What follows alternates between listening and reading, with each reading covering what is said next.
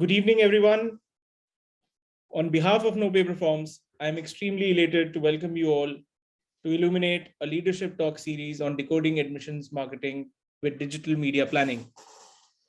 At the outset of today's session, I would like to introduce you everyone to our eminent guest speakers who have taken out time from their hectic schedules to walk us through the importance of digital media planning and shed light on how to strategize your admissions marketing approach in a data-driven manner to pave way for a successful admission cycle. On the panel today, we have Mr. Vikram Singh. So Mr. Vikram, he's the Director Admissions and Outreach at Jindal Global Business School, OP Jindal Global University. Vikram has more than 15 years of experience of working in the education industry. He has played a very key role and brings in very rich experience behind him. Welcome, Vikram, sir, to the session. Thank you, COVID, for this warm introduction. You're welcome, sir. Next, we have Mr. Hitesh Kakkar. He is the Director, Admissions and Partnerships from Jagran Lake City University. He's a great orator and a very lively personality. He has worked in startups. He is very dynamic personality, and he has a very vast experience in terms of admissions and marketing. Very warm welcome, Hitesh, sir. Thank you very much. Pleasure connecting with you all. Yes. And last but not the least, we have with us Mr. Rahul Dhaiya, who is the Director, Strategy and Innovation and Corporate Affairs from Universal Business School. So Rahul sir has over 12 years of experience in corporate relations in the field of education. And he is also a visiting faculty in many of the premium institutions like Delhi University and IP University. Very warm welcome to you as well, Rahul sir. Thank you, COVID. So, friends, all the speakers are known for their exceptional work as established leaders in the field of education, and I'm delighted to host them in the session with us. And that's me on your screens. I am COVID Vats, Senior Zonal Manager, Business Development at NoPaperForms, and my role is to consult some of the top educational institutions in the country and help them meet their educational goals. So, NoPaperForms, as you all are aware, is one of the leading enrollment automation platforms in the country, and we help education institutions to leverage technology and meet their admission objectives. During the session, so before I begin with the session, if any of you or the participants have any queries and any doubts, you may ask your questions in the Q&A section given at the bottom of your screens. I will try to take up your questions with our speakers during or after the session.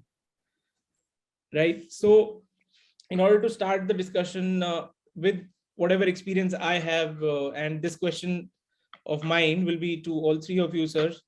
So having spent quite a few time in the education industry and having seen the marketing mix evolve over a period of time from traditional mediums of marketing ranging from offline events, fairs, hoardings, etc., we have come a long way. And there has been a paradigm shift towards the digital mediums, where more popularly now we have third-party platforms, social media platforms to advertise. So my question to you is that how your marketing mix has evolved over the years. And also the second part of the question is that last 2020, the pandemic struck, right? So how that pandemic has also affected your marketing mix. And do you think that COVID has actually fast-tracked digital adoption for institutions as well as for the end consumer, which is the student? So I believe, Hitesh sir, would you like to answer that first? Oh, yes, sir.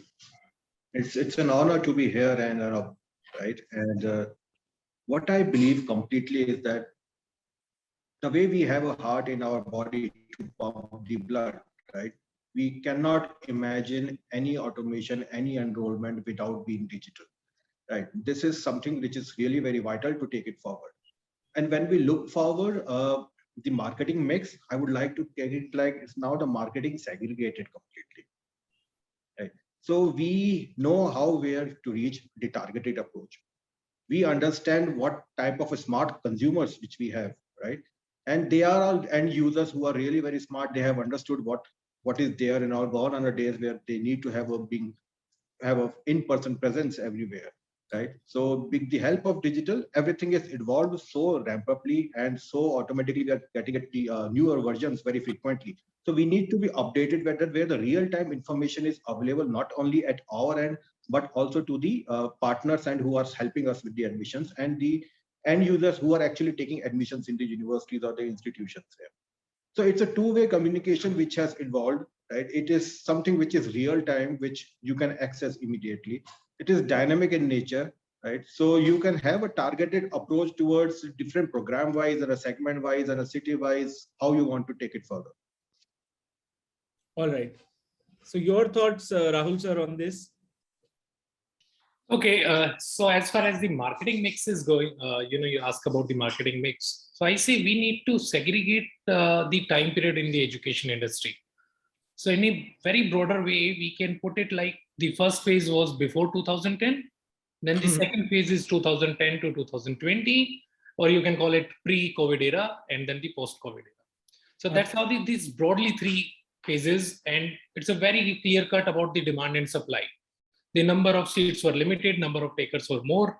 And that's why if you talk about before 2010, heavily on the print medium to establish the brand and then the referrals. Then in the second phase, we have seen in the marketing mix, there was rise in the third party vendors and Shiksha was taking the lead. They were the first one to come into this segment. And they said, okay, let us do your digital marketing and we will get you a lot of enrollment leads and all. Post-COVID, the things have completely changed, and it's become the two-way, like it is was saying, because it's more about the engagement. It's not about your digital marketing or you put up your, you are getting leads from somewhere. It's more about the engagement where you showcase your value, your benefit, and now we need to understand the education is also categorized as product. It was never treated in the industry as a product. But now the time have come where we are saying that, okay, this is the educational product with the rise in the new age specializations. So that's how the things have changed. I told you about the third party vendor in the era of 2010 to 2020. Post-COVID, which you was asking, is the new phenomena that all the brands which used to be in the test market, for example, GMAC or College Board or Siaflo, right? They all have come into this space because they understood now is the era of engagement. It's need to be two-way communication. You can't just populate your advertising through the print or through the digital. You need to engage with your potential student. And that's how the marketing mix in the education industry since beginning have changed. Thank you. That's an interesting thought. Vikram sir, your thoughts on this, that how this marketing mix for you has evolved over the years? This is a very interesting topic, COVID, because I feel we all have seen a radical change and technology has taken a big leap in every sector. And therefore, education was also not left behind. When all three of us, probably when we were passing out, completing our graduation, doing our master's, searching for college, applying for application, the way was totally different. And nowadays, what I feel, what every human being, every student is having is a smartphone and an internet connection. But what we do not have is time. And with that comes the role of technology, because everything is now available on app. But having said that, yes, the marketing mix comprises of many factors, and we as all in education would agree to the fact that success cannot be attributed to only one platform and we can negate the second platform totally. When we all were seeing the radical shift going for online, correct? Print was something where it was a very hard hit, but you never know. Still, many of the reputed brands in India, they have huge print budgets. So now comes the question is, what would be a great marketing mix? Or what is the marketing mix which an education institution should keep in mind looking at the change of time. And yes, we cannot and we should not avoid the technological interface in our admissions, because everything is dependent on time. And with that, more important is how cautiously you are reaching out to your right target, because information delayed is information denied. With that, I would like to close my thought. Rightly said, sir. So a very interesting opinion from Vikram sir is that what should be the ideal marketing mix? Right, that is something I believe you guys have been experts at, and you have been doing over the years. You've been using various mediums, right, to advertise and promote, and then generate traction and reaching out to potential target audiences. And Rahul sir also pointed out that in the previous pre-COVID era, and when offline was very, very heavy, digital mediums with time have evolved. But still, with the digital mediums, we see that there is not absolute transparency, and there were still problems of having like lead leakage or duplicity of a lead, where a student might come to you from multiple platforms, and you would end up paying to multiple people or vendors for that matter. And like sir also said, that information delayed is also not the right thing to do, and personalize and having a two-way connect is very, very important. So what do you think, Rahul sir, that how much this technology as a role has played in your marketing ROI? I will say 100% nowadays. So if you look at the post-COVID era, everything have changed. In the last 2 years, every institution have survived without offline events. If you look at the industry growth, and I'm not talking about one particular college, 2021, most 90% of the institution have got a double-digit growth. And that's completely, in a way, redundant the offline functions. And that's where the technology comes into the picture. Now, in the technological platform, and especially when we talk about the vendors, we need to understand which platform is the most effective platform for us, which is working absolutely in terms of ROI. If you take that, which platform is working perfectly for us.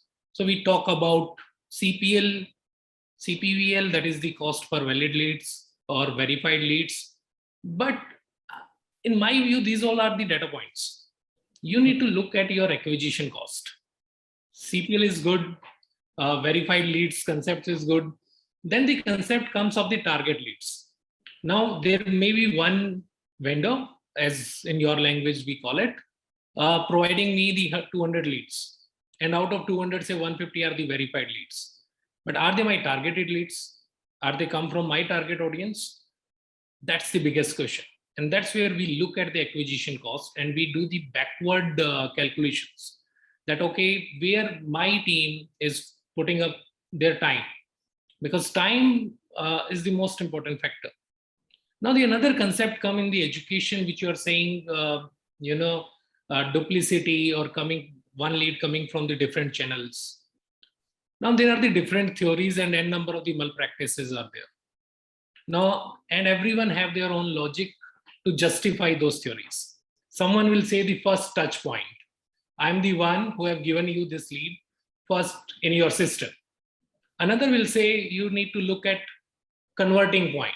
I'm the one who have given you this lead at the point when that person have, or the student have got the admission into your institution, right? And both the theories depend upon their own SOPs and their own processes stand good enough.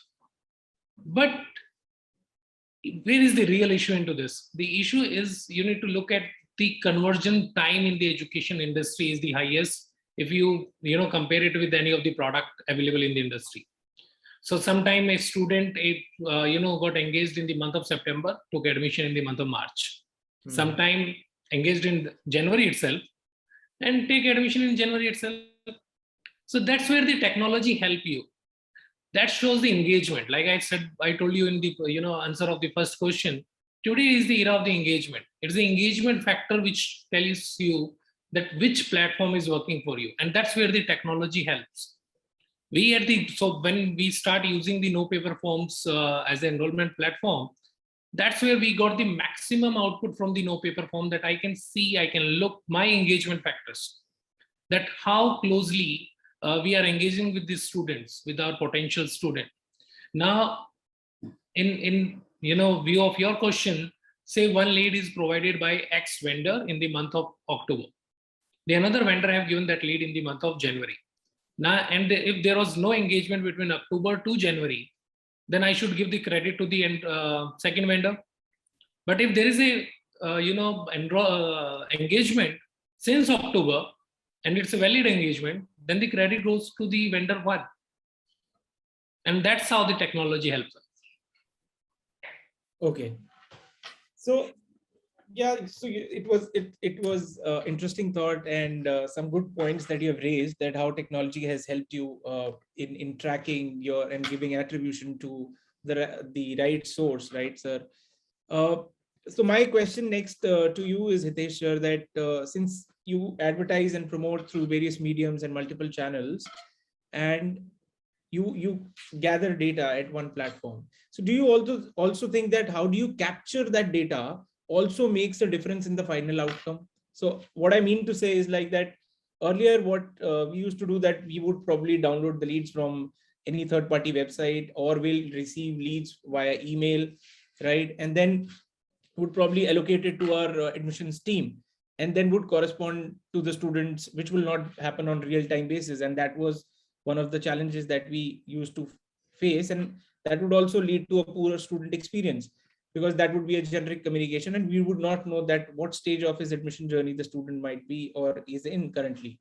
So do you think methods of capturing the data also makes a difference, so that all these problems are eliminated, like the more modern methods of transferring the data through APIs, etc., or generating leads or capturing leads on your website for that matter?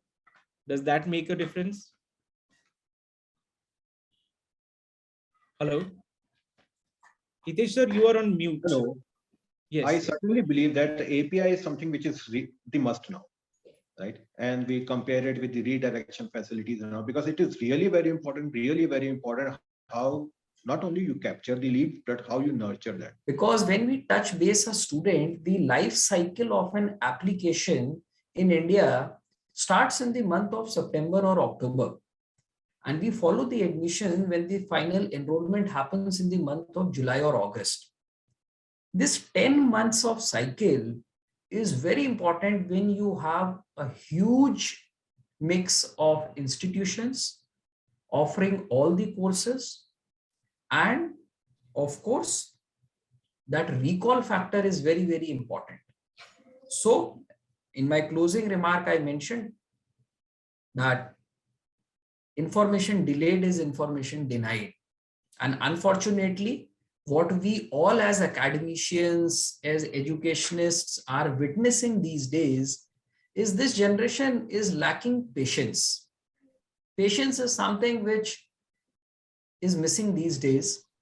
And therefore, everything is required on a click of button. It is advantageous also, and it is equally disadvantageous also, because the end user who is running the show should know how to use technology effectively.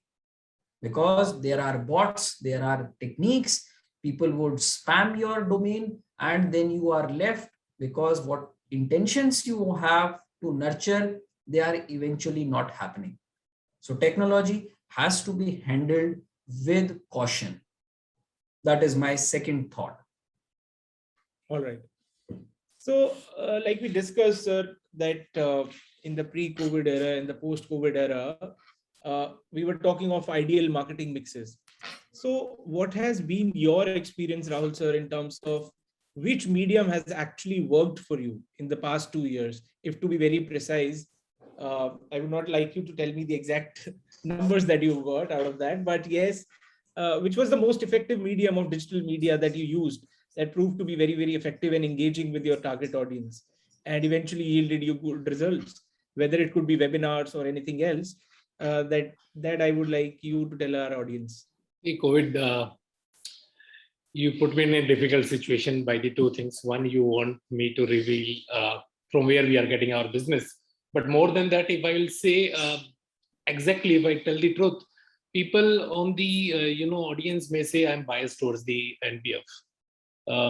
Believe me or not, NIA got us maximum business last year. We started using artificial intelligence interface for the chatbot. Credit goes to our digital agency also, and from the digital agency used to branded or do the branding of our product, and from there they used to get the redirect to our chatbot, and from the chatbot the strike rate was more than 60%, which is unprecedented in the last 5-6 years, or at least in my career, right? So that's the one. Second, as I told you during first question, that over the time from the third party vendors, now there are the these authentic platforms start coming into this sector. For example, GMAC. So from the GMAC, we so that's a test conducted the agency globally. Same goes with the your college board. So we are getting more business with the engagement of the student from their platform, and then comes the third party. And I don't want to reveal the name of who performed best in the third party vendor. Pardon me for that. But yes, as I told you, post-COVID, 100% business came from the digital platform itself. And that's where the competition is. And it's a healthy competition. But major credit goes to the transformation, digital transformation in the enrollment platform. And second, with the engagement, the more you engage with your potential student, the more business you will get out of it. Because the days are gone where you say, okay, let me do the MBA. For example, if we take MBA as a product, right? There are 4,000 plus colleges in India who are providing the MBA degrees. Are you able to connect with the aspiration of your potential student is the most important, and that's only you can do through the engagement. And that comes not only before enrollment, so we call it the pre-enrollment, we call it the post-enrollment also. You look at the withdrawal rate or of the colleges, everyone will say it's somewhere close to 25 to 35.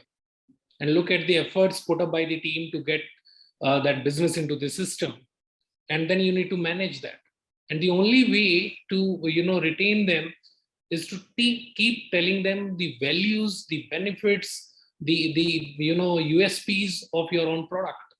And at the end, let me tell you, it's comparison of your product.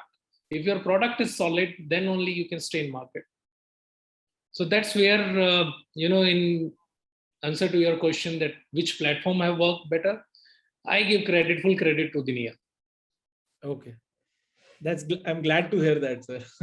I told you, I've given you the, rider that people may think that I'm biased, but that's how it is. Okay. So Hitesh sir, anything, would you like to point out any specific medium that really worked for you? I believe the content marketing is something which has really worked out. So we shifted towards where we can actually get engaged. That Rahul very clearly said it's an era of engagement now. So we engaged with our end users through the content marketing. That is something which we completely believe upon. Then obviously we had a helping hand. So I would like to say admission kisne kiya? NIA ne kiya. So that is something which we can look forward. So yes, digital platform is, I would say, 70% contribution. We cannot dilute the efforts of a non-digital platform that would help us with the ad recall lift and all those things. But yes, when we look forward the control and the better ROI, and when we look forward the contribution level, so it's 70% is through us digital, and the remaining 30% is non-digital. But yes, content marketing is something where everybody should focus upon, and glad to see that the students who are approaching to us, they are on their content marketing sites. They are exploring each and everything. Okay. I'll come to you, Vikram sir, now. That would you like, what worked for you, the best digital medium for you over these years, over the last post-COVID era? So I tell you, I think COVID brought a lot of change in the thinking and the mindset of all people across the world. We never thought of utilizing technology in education in a way we have been doing since March 2020. And if we go back an year, I think how many of us were familiarized with a word called as webinar? And all of a sudden, in the month of August, September, which was the last admission cycle, every institution, big or small, every school, big or small, this word webinar has swarmed the market totally. And everybody was wanting only one thing: you get me a webinar. You get me a webinar.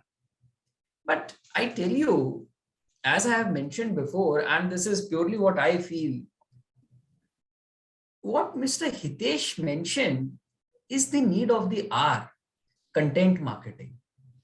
Either you do a webinar also, your content has to be such that it motivates the recipient to act. That content can flow in the form of a newsletter via a digital medium. That content can go in the piece of an article in a print medium. But yes, digitally, what makes it more workable as per me is the shortage of time in which it acts, and it gives you a direct touch with the student. We all were collapsing literally that school outreach which used to traditionally happen, where people used to attend certain career fairs, where people used to attend certain, I would say, school talks. I think it just went away.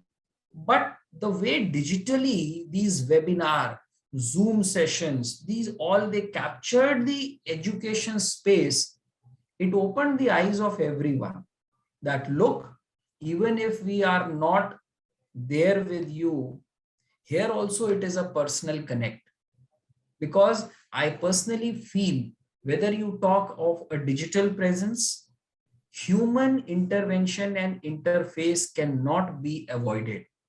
And that is why your bot service, which you introduced in your platform, it was very important, because COVID brought a new dimension. And these days, this generation, they hardly get time, and they are online at 12 o'clock. They start searching the application they want to know. So who would be actually sitting at 12 o'clock in the night or 1 o'clock? And there comes the role of an effective bot system which understands, but at the same time, that bot is empathetic, that it gives you a human touch also. So, no doubts, digital is going strong, and change is the only constant in life. Everybody is looking for something new. So let's see what NoPaperForms is planning to come up and help us as all academicians. Okay, so we'll be there with you, sir, and it's something that we really appreciate, that we've got a lot of support from all our partners, and it's glad to know that the products and functionalities like NIA, which is our AI-driven chatbot, has really helped you in engaging students and your target audiences in the post-COVID era, right? So coming on that, we also talked about third-party agencies and multiple platforms coming into the picture, social media platforms, etc., from where we are promoting and attracting students. Now, how do you ensure, sir, Rahul sir, that these third-party platforms who are actually working for you also get the feedback on runtime, so that they can also optimize their outcomes and delivery for you ultimately? Because earlier there used to be a lot of challenge in terms of attribution, in terms of what was the number of final outcomes that they delivered to you, and there was no clear picture between the institution and the agencies. So how do you ensure that this has been overcome? Okay, so I think the publisher panel is the key of for the success of that, because as you mentioned earlier, there was a lot of challenges. There was no transparency. So what the publisher panel have got us the transparency, and transparency is the one part of that. Where it helped more exactly is in terms of putting their campaign themselves as a, in the benchmarking with the other institutions. So for example, a third party run campaign for n number of the institution. If say he's using the same kind of the medium or whatever, their strategy to promote X institution versus the Y institution, and then they can compare with their panel, because half of the colleges are today on the NPF platform, and even the other vendors are also providing the publisher panel. So their team can sit together, do the brainstorming that, okay, for X colleges in this much of the spend, I am able to generate say 100 leads, whether for Y college, I am just getting 10 lead out of that. And they can do the modification in their campaign itself. So apart from transparency, it gives them a lot of space to work or to optimize the campaign. And then it gives, the colleges also a chance to have review meetings where they can see which campaign is working. From one campaign, they can give advice to the another vendor. And within their campaign also, they can tell out of 100 leads, which reason leads are, working well, or which campaign, which message is working well for them. So that's where the publisher panels comes very handy. Now the transparency is there. So that's the key to success for this. So Hitesh sir, would you also like to add something to it? Yes, I believe Rahul has nailed it with the publisher panel. Right, that is really very important for their self-introspection. Yes, where we are heading now, whether we are on the right trajectory or we are not. Right, that is something. See, we have to work as a partner here. So gone are the days where we need to work upon like a vendor is there, an agent is there, a third party is there. So everybody has to be partner. So it's a give and take win-win situation for them, for us too. So to get the best of the returns for us, they should be able to dynamically on a real-time basis understand and to make a required corrections where they are moving on. This can be possible only through the publisher panel. This can be only possible if we have a transparency in the system. This can be only possible if they can really work upon the quality of the leads. Right. So since the starting, we are very clear this is what we are looking forward. Since the start, they are looking for very clear what they have to deliver and how they have to deliver, what they can do with that one. So with that publisher panel, with that capping on the part, with that transparency, they can tweak their campaigns. They can work on their ROIs for X and Y institutions they are associated with. All right. Anything from your side, Vikram sir? Yes, COVID, I think your platform, on a very lighter note, you have made more enemies because you have started training the trainer. And it's always better to have checks and balances rather than to cry over the spilt milk that what has happened and what has been delivered, because ultimately nobody is going to vanish after one admission cycle. And the publishers, the people, the third party, they need to understand that even we all are answerable to our management. A lot of energy is being utilized in talking to a person, in sending out an emailer. There's a whole lot of design content team. There are a whole lot of faculty experts who are there, who are writing an editorial or a letter. And it is not something you can merely push on a data set and you simply say, okay, fine. How many of us 20, 30 years before have heard a simple word which was called as open rate? And nowadays we all say, what is the open rate of the emailers? So you are helping us all to be on top. And having said that, on a positive way, there is no negative approach towards it. It is as simple how positively we can collaborate so that you or anyone cannot take us for granted and we can have a win-win situation. That's it from my side. Yeah, so we talked about that giving feedback to agencies on runtime basis is also very, very important so that they can enhance their deliveries. And we talked of too much of transparency as well, that a lot of transparency has come into the picture so that they can better their delivery and outcomes for you. But what I feel sometimes with too much of transparency and control, that technology brings in. And so do you think, Rahul sir, that sometimes the third-party agencies also appreciate such transparency, or technology for that matter? And I've seen that with my experience, that since I also keep on interacting with some of the top institutions that you guys represent and other in the industry, and consult them. So I always keep on hearing this, that with the urge to get the first-hand attribution is kept at the prime importance somehow these days. So with that, I believe, when too much of transparency being there in the picture and first attribution is something that everybody is looking for, do you also experience that some malpractices may happen? And have you ever experienced it while doing marketing campaigns and admission marketing campaigns? Okay, so let me give you the two examples, and these are the live examples which we faced. So one of the third-party vendor last year, he approached me and he said, this is what business we do, and we have come up with a new kind of the solution. I them to push through the API or UTM, and he said, no, we can't do that. I said, okay, then let's use your method. So he started providing, so he gave us his own dashboard, team used it. He used to always say, this is what I have provided, this is what I have provided. And because there was no real-time tracking, right? So it's a double work for my team, putting up, getting something, one lead from the one dashboard and then going to our enrollment system. And at the end of the campaign, he sent me one email that, okay, this is what we have done, this lead at this point of time. So I put up one meeting with them. I open my dashboard and then start searching one lead one by one.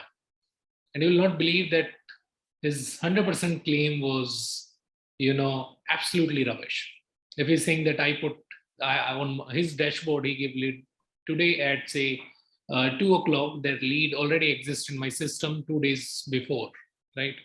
And that's where the malpractices come into the picture. The people, all these third-party vendor, they want to focus on, first point of touch. And I already told that it depends upon one college to the another institution or the another college, what kind of the processes or SOPs they follow. So one is this. The second point he was asking about the transparency, where the people are using, publisher panel, or they are on the same platform. I will give credit to the widget system of the NPF. Now, I have seen one publisher used to, put 100 leads in a day for one program. I said, buddy, how that is possible, right? So we have given him our own widget, which the NPF, and we put it as a standard for every publisher. Now his leads were coming without course, without city. And as soon as we implemented the same widget with every third-party vendors, from 100, the lead count went to drop to 10, because rest were the junk. So sometime when you bring the transparency, there are the people who will not feel good with that. They will try to nudge the system. They will try to manipulate the system. But at the end of the day, you need to understand, we are in the education industry at all, and there's no one better than the educationist to find out these kind of the loophole and who is using these kind of the loopholes. Or it may take some time, but I think everyone come on the same page, same platform, same kind of the practices. So transparency is important. Malpractices, it will keep going till the time you find it what is best for you, and up to what level you can track them and find them. Thank you for sharing that with us, Rahul sir. So you said that redirection and the widget was something that really helped you.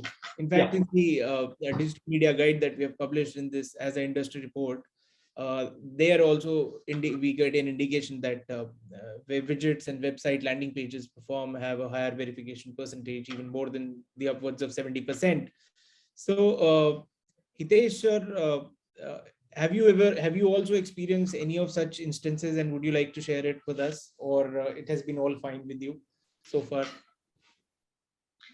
No, if I say it's all fine with me, so I am living on the moon, right? But that is not, because with salt you get a pepper also. Yeah. Now, see, when Google came in, right? So everybody said, why Google? Nobody is going to be on Google. Nobody is going to be read newspapers there. And now all physical newspapers, they have their e-papers and the e-channels, right? When the e-commerce came, everybody said nobody is going to buy from them, right? It's something which is physical experience. Now every corner of the shopkeeper and everyone, they are moving towards e-commerce, right? Because the convenience, because of the transparency, that is something which is required. So both publishers have to move on this, because we need transparency and we need convenience. They also need convenience. So if they say we will not move on it, I would not like to take that pepper. I would like to be into salt side then, right? Because till the time it is not transparent, I cannot curb the malpractices. Yes, since starting to the end, it has to be very clear what is coming up.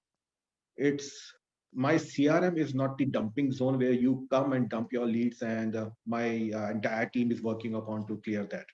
No, it has to be completely qualified leads. That's something which we are looking upon, because it's not only one lead which is coming in, right, from your efforts.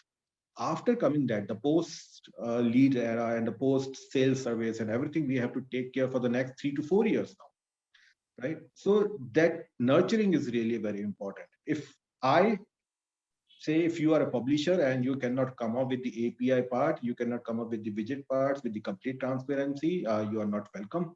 But if you come up with that, you are welcome. Doesn't matter, you give me 100 leads or 10 leads, give me 10, I can get 60. Don't give me 100 where I get another 60% conversion only. Yeah. So you prefer quality over quantity.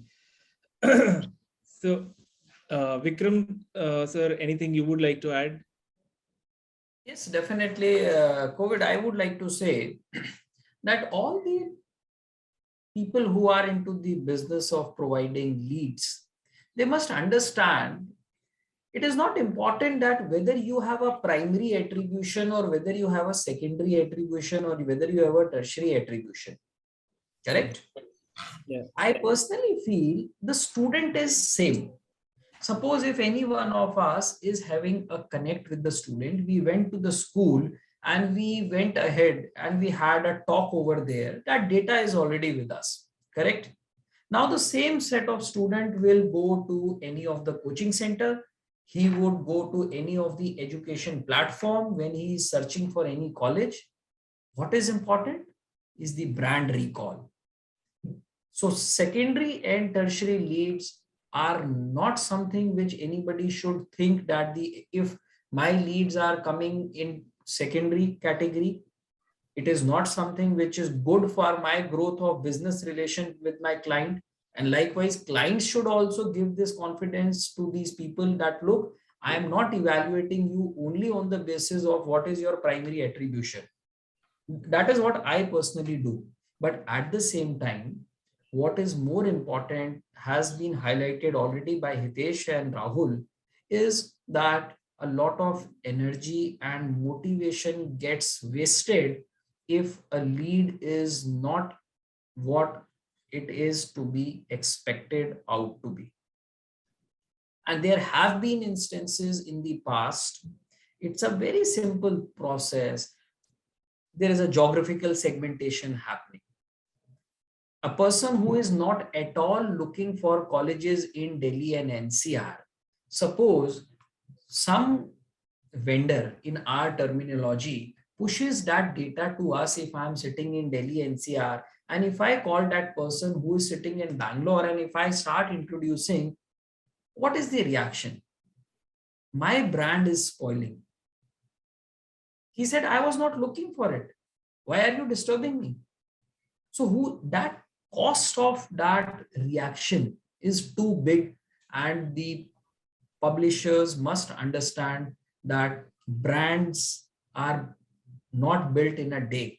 It takes a lot of efforts of lot many people, and we all being in admissions are the face of any institution.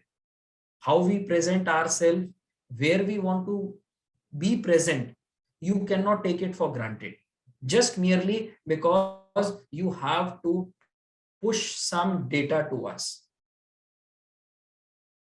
That is what I feel. So that brings me to my last question to all of you, sir.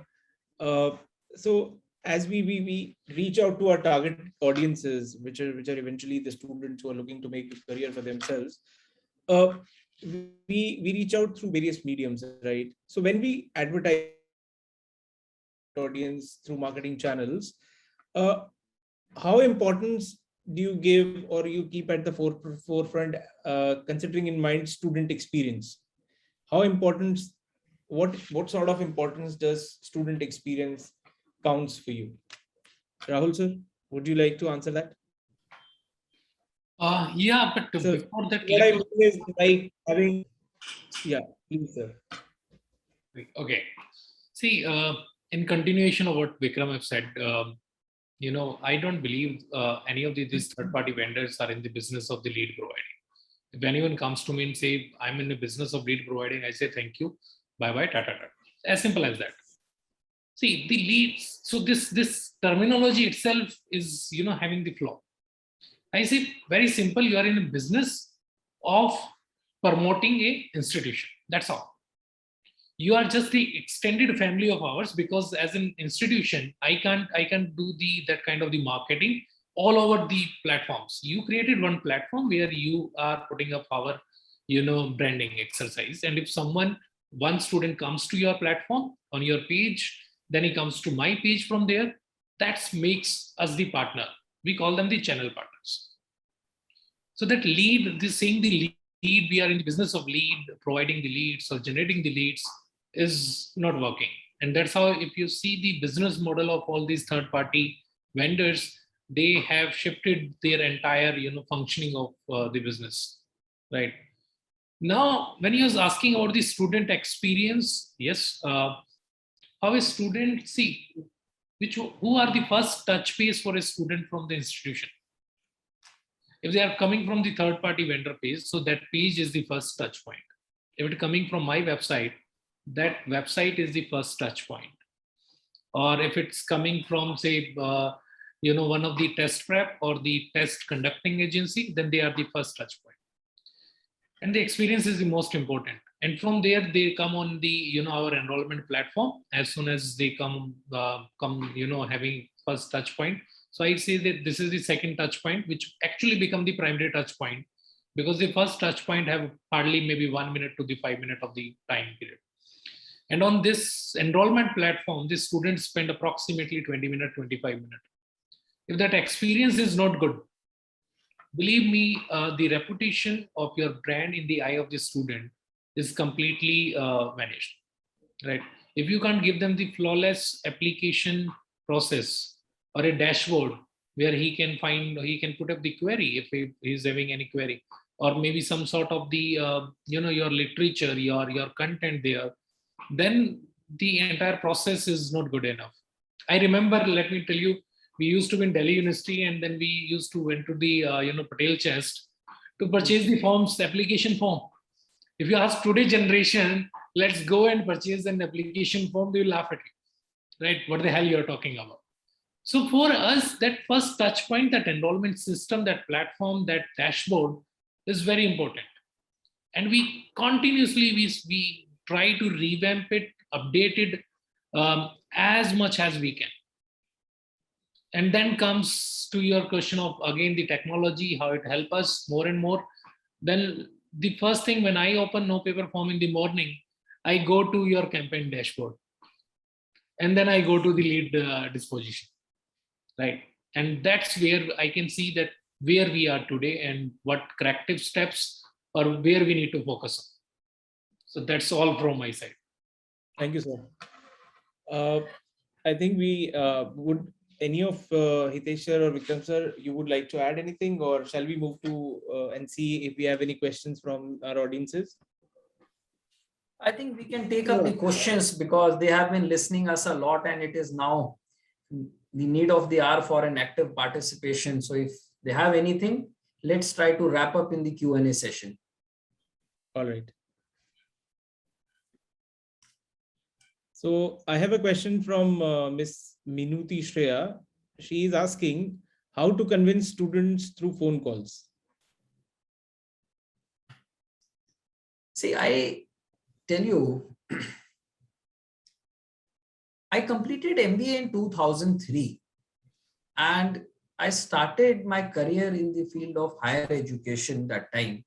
And that was a time when the concept of private universities was coming up. Bills were being passed.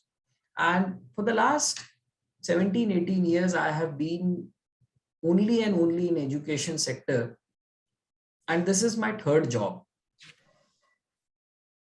Why I'm giving you this background is because a phone call is not merely a phone call. We all are in the process and we are working in something which is called as education, where we are not selling anything.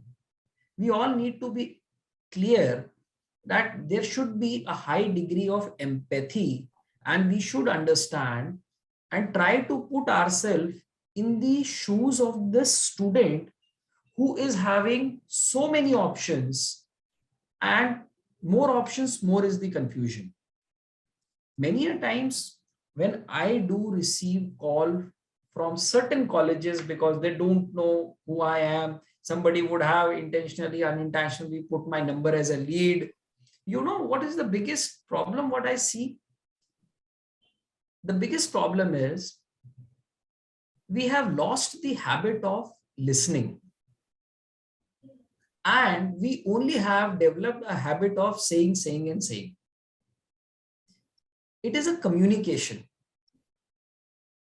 Give first chance to understand what your customer wants. And I have seen many a times a student, a counselor is speaking for 5 minutes without even acknowledging and understanding that is the student or the person on the other side a right TG. And he simply says, ma'am, I was looking for a BTech course. And she was pitching law. This is not a rocket science. What does your customer wants? And please, for God's sake, if we are talking on a phone, understand he's or she is not free for us. Many a times I have seen calls coming in, sir, can I talk to you for 2 minutes? And can you believe for 15 minutes she is talking. So you asked me, you took a permission to speak to me for 2 minutes, and I intentionally did not disconnected that call because it helped me to learn a lot. Where is the gap? So the gap is here. So if you are making a telephonic call, I have only one suggestion. First, find out everything in terms of what is the need of the customer. And then if you have anything to offer, then you offer. At least he would have that somebody has given ears and that to active listening. That's the answer from my side. Anything Mr. Rahul or Hitesh can add, they are most welcome. I think we all face these kind of situations. Yeah, very rightly pointed out, Vikram sir. So asking the right questions from your customers is of prime importance, right? As you pointed out. Absolutely. So next question is from Aman. Mr. Aman, he asks that what are some of the key metrics that one must track to optimize performance of admission marketing campaigns? Hitesh sir, you or Rahul sir, you would like to ask? Hitesh is master of this. Let him answer this question. If you can just repeat the question, I just got some breaks of voices. Yes, sir, I will. So what are some of the key metrics that one must track to optimize performance of admission marketing campaigns? So what are the key matrices that you measure to optimize the performance of your marketing campaigns? Sir, you're on mute. You need to unmute yourself. Yeah. You asked me the entire digital marketing then, because that involves each and everything. Right? So it's not only from the UI. It's not only from UI to UX, basically user interface to user experience, which is there. And this journey between UI to UX involve each and everything. Now, key metrics depend upon not only the kind of a platform you are looking forward, the targeted customers you have, My suggestions to you in a very short, because it's very wider question, is be program specific, right? And be content specific. Content which speaks you, your university. It's not a book, right? So it has to be a storytelling kind of a format which is there, which you can actually engage. I, as a person who is an applicant, can relate myself to that, right? So my problem addressing is through that. That is really very important. And now when we look forward for the matrices, what kind of a budget you have, that is really very important, right? Basis budget, how many programs you have, which is your cash cow, or in terms of a project, if you understand the cash cows, right, where you want to focus upon and build the biggest revenue for you. After that, what kind of a mediums you want to use upon, because matrices are different for Google, matrices are different for Taboola, matrices are different for social media, different for social media platforms too. So everything depends upon that. But my suggestion will be program specific, content focused, and something which represents your university and connects you there. So Rahul sir, you also mentioned about looking at the campaign dashboard each morning. So what are those key matrices that you look at in that dashboard? Okay, let me share very interesting thing. If I think most of the audience have gone through your, campaign dashboard. So it have, what's the percentage of the verified leads. Then it shows what's the percentage of your, applications tracked, right? Let me tell you the another matrix which most of us don't look at. If you want to know which campaign is the most successful campaign in terms of the engagement, go on the timeline of random leads provided by that campaign.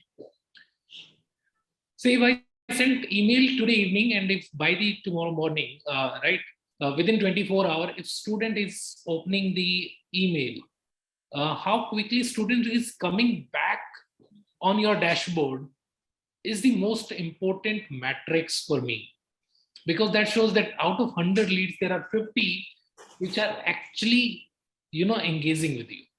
And that engagement matrix, because it's not on the dashboard and we overlook it, but if you go, say if out of 100, if I go on the timeline of the 10 leads, that shows that how good that campaign is working for me. Okay. So that's how the campaign, your dashboard is. All right, thank you, sir. I'll see if we have any more questions. Just to add on, basically you need to look about the cost per acquisition. Don't get away with the cost per lead, right? Because that is not something which is important, but not which is going to be decisive. So your cost per acquisition is really very important. And as Rahul said very correctly, how quickly you're coming back. So that defines your recall lift too.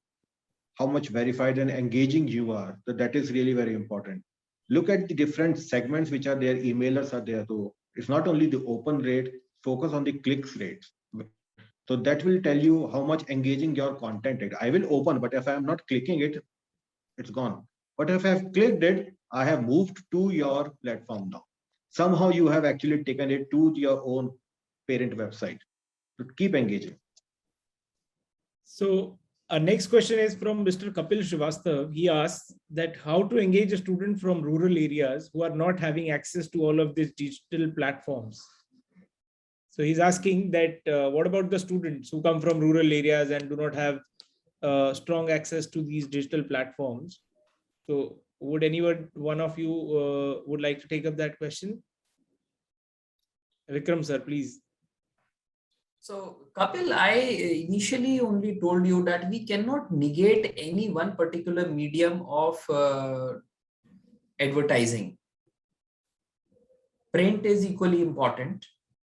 Digital is equally important, but I would beg to differ from you that today in this era of internet, if you talk about, it is present even in rural areas. Of course, there may be a bandwidth issue, but yes, internet is something which is not confined only to B or C class cities, even I belong to Dehradun. I tell you, even in the hills, remotest of the hills, there is good level of internet connectivity where the students are downloading the HTML files, they are getting the information in time. It may only be an exception that at times things are very, very drastic, but this is not a major problem nowadays, and especially in the last 1.5 years, government of India has done a lot of efforts both at central and state level, because majority of our students, they come from rural and semi-urban areas. But And yes, sorry, yes, sir. but yes, at the same time, print is the only thing which is left in that case. But what Mr. Hitesh and Mr. Rahul mentioned, whatever you do, either in terms of print or in terms of digital, remember, content should not be compromised. You or I need to produce the content what the listener wants to listen and the viewer wants to see. That is very important. And excess of everything kills it. So don't do excess of digital also. Don't bombard the student that I am sending 10 mailers in a day and he is happy. No. There are checks and balances through NoPaperForms where you can easily get in touch, get some hands-on training from their team like they helped us to understand, and then conceptualize the theme of your emailers and your content. Over to you, Kovind. Yeah, thank you, sir. So question from Ajay, what are some of the most effective engagement channels? I believe we have already talked about these in detail during our discussion. I'll move on to the next question, which is, does the practice of digital media planning hold any significance with respect to driving more institutional ROI? If so, then how? I would like to answer that, Shreya, for you. So we have key matrices like mutually exclusive impact, CPL, CPVL, etc. So just like talking about mutually exclusive impact, it means the number of leads or applications that came from one source only without any secondary or tertiary instance. And if you remove that source from your marketing mix, you will come to know that what are the mutually exclusive enrollments that you got from that particular source. And you can use your MEI to know the impact of removing any lead source, traffic channel, or digital agency or a publisher from your media planning. Hope that answers your question.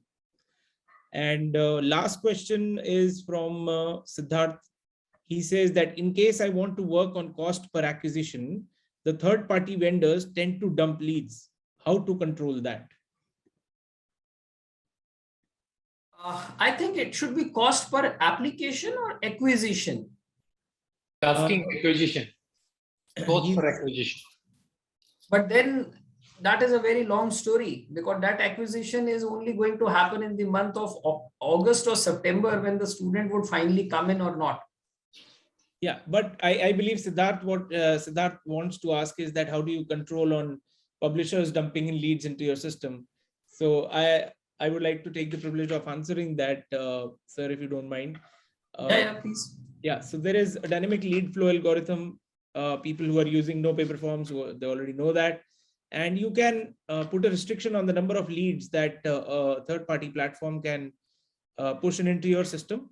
And it is very dynamic in nature, and you can create and give benefit or rewards to those vendors who are giving in quality leads to you, and probably penalize somebody who is doing the practice of indulging in the practice of putting in junk leads by reducing their lead limit, right? Hope, Siddharth, that answers your question. I believe we are done with all the questions from the audiences, and we have paucity of time as well. So I'm going to, though I want to continue in long discussion with all of you, sir, but due to time constraint, I believe we have to wrap up the session and conclude the session. So, all our audiences will be getting their digital media planning copies at the end of this session on your emails.